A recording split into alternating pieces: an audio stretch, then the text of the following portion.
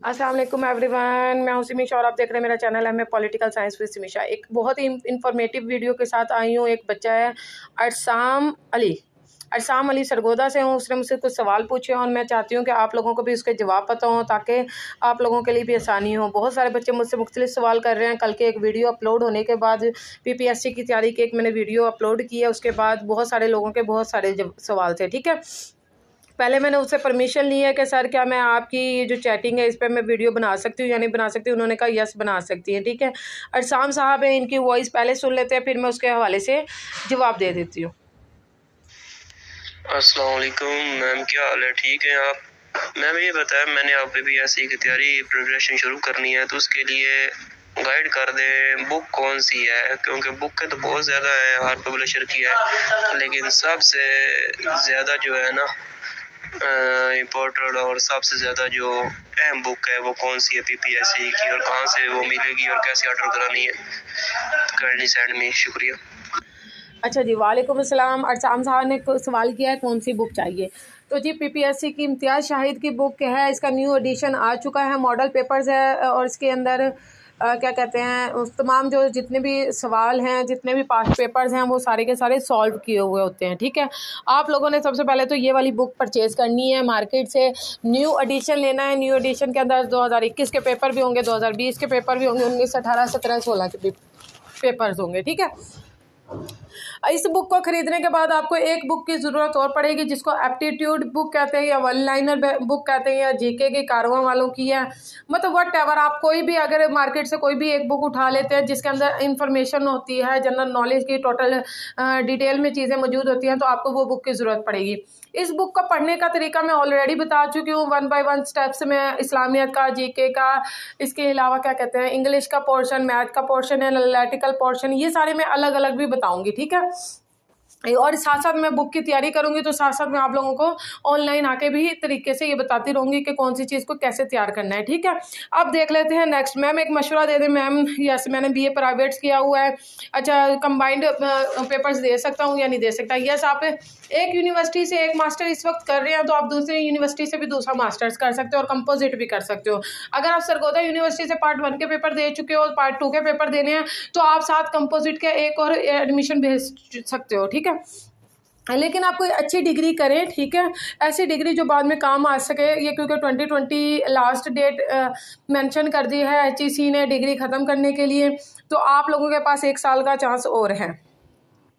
Ma'am आप क्या राय देती हैं कि पीपीएससी कर लूँ या सीएसएस कर लूँ? तो मेरे तो मशवरा यही है कि पहले आप सीएसएस के एग्जाम्स में बैठें, एक आइडिया हो जाएगा आपको पीपीएससी के पेपर्स कैसे बनकर आ रहे हैं, उसका जनरल नॉलेज कैसा है, उसमें एमसीक्यूज कैसे आने हैं। क्योंकि पीपीएससी के पेपर्स को पास करने के बाद आपको सीएसएस का न्यू मेथड आ चुका है स्क्रीनिंग टेस्ट का। जब आप पीपीएससी के एग्जाम्स में बैठना शुरू करेंगे, एफपीएससी के एग्जाम में बैठना शुरू करेंगे, तैयारी भरपूर तरीके से करेंगे तो आपका कॉन्फिडेंस लेवल अप होगा और आपके एक्सप्रेशंस थोड़े से जो राइटिंग के है वो चेंज होंगे। तो इसलिए आप फिर सीएसएस और पीएमएस की तरफ जाएं। ठीक है, अच्छा जी मैम आप तैयारी करवाएंगे? जी बिल्कुल, मैं तैयारी करवाऊंगी, खुद भी तैयारी करूंगी, आप लोगों की भी तैयारी करवाऊंगी अगर मुझे स्टैंड पर अपना मोबाइल लगाना आ गया तो। ठीक है, वो मैं सीख लेती हूँ। उसके बाद यही है कि मैं 1 बाय 1 चीज़ों की एमसीक्यूज रिटर्न में आप लोगों को गाइड करूंगी। बताना कुछ और चीज़ है, लिखवाना कुछ और चीज़ है और लिख कर बताना कुछ और चीज़ है। और मैं चाह रही हूँ कि आप बाकायदा प्रॉपर आपको गाइड कर सकूँ ताकि आप जल्द से जल्द कोई गवर्नमेंट सीट हासिल कर सकें। ठीक है, अच्छा जी सवाल आया है जी पीपीएससी से स्कोप का है। अच्छा जी, पीपीएससी से स्कोप तक है, मतलब अगर उसके एग्ज़ाम, ठीक है, अच्छा एग्ज़ाम पास कर लें तो उसके बाद क्या करना होता है? अच्छा जी देखिए, पीपीएससी एक इदारा है, इस इदारे का नाम है जैसे कि एनटीएस एक इदारा है, एनटीएस के थ्रू सीटें निकलती हैं, ज़्यादातर उसमें से जॉब की सीटें निकलती हैं, टीचिंग की सीटें निकलती हैं, जॉब्स की। अब पीपीएससी और एफपीएससी के थ्रू कोई भी गवर्नमेंट का इदारा, चाहे वो रेलवे का है, चाहे वो पुलिस का इदारा है, चाहे वो एएसएफ डिपार्टमेंट है या मिनिस्ट्री का कोई भी डिपार्टमेंट है, वो सारे जब भी कोई सीट निकालते हैं वो एक एडवर्टाइजमेंट बनवाना चाहते हैं। जब वो एडवर्टाइजमेंट करना शुरू करते हैं तो वो पीपीएससी को या एफपीएससी को हायर करते हैं कि या ये हमारी सीटें हैं, इतनी सीटों की अनाउंसमेंट कर दो। तो पीपीएससी जो इदारा है वो सीटों की अनाउंसमेंट कर देता है। जब सीटों की अनाउंसमेंट करता है एक एडवर्टाइजमेंट आती है। अच्छा जी, सवाल मुझसे पूछा जा रहा था कि मैम इसकी लास्ट डेट क्या होती है, कितनी फीस होती है, क्या कुछ होता है?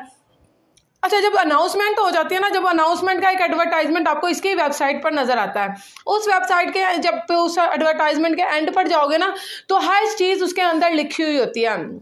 उसकी एज लिमिट बताई होती है कि आप कितनी एज से लेके कितनी एज तक इसमें अप्लाई कर सकते हो, ठीक है। दूसरा, उसमें फ़ीस बताई होती है, पीपीएससी की 600 होती है, एफपीएससी की 300 होती है, और हर एडवर्टाइजमेंट की जो डेट है, क्लोजिंग डेट है, वो डिफरेंट होती है, ठीक है। आप जैसे ही कोई एडवर्टाइजमेंट न्यू आता है, आप उसको चेक करो और उसके 10-15 दिन के अंदर अंदर अप्लाई करना होता है, लास्ट डेट से पहले पहले, ठीक है। खैर, आप इस पे अप्लाई कर देते हो तो फिर एक रिटन टेस्ट आता है, 1.5 महीने के बाद आ जाता है या 2 महीने के बाद आ जाता है, ठीक है। कभी कभी साल बाद भी आता है, क्योंकि इसलिए साल बाद आता है क्योंकि पिछले दिनों कोरोना के डेज से तो 1.5 साल के बाद, ये साल के बाद ये पेपर्स आए हैं, ठीक है, जो अब न्यू चल रहे हैं इस वक्त।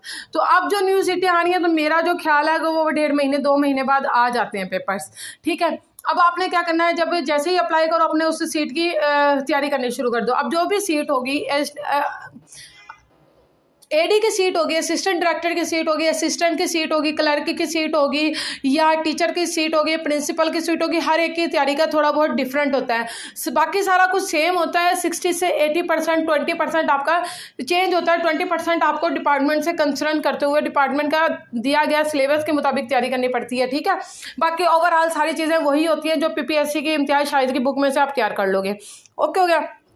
अच्छा, जब ये पेपर आप पास कर लेते हो तो आपका रिटन टेस्ट क्लियर में नाम आ जाता है। फिर उसके बाद आपका एक फिजिकल टेस्ट होता है, जो कि आपको रिपोर्ट बनवा के लेके जानी पड़ती है। फिर आपका इंटरव्यू होता है। इंटरव्यू में मुतलका डिपार्टमेंट के लोग भी बैठे होते हैं। जब आप इंटरव्यू क्लियर कर जाते हो तो आपका रिक्रूटमेंट जो लेटर है वो बन जाता है, यानी कि आप जॉब हासिल कर लेते हो। 15 स्केल, 16 स्केल, 17 स्केल, 14 स्केल, इस तरह के गवर्नमेंट के मुख्तलिफ डिपार्टमेंट्स की सीटें हैं, ठीक है।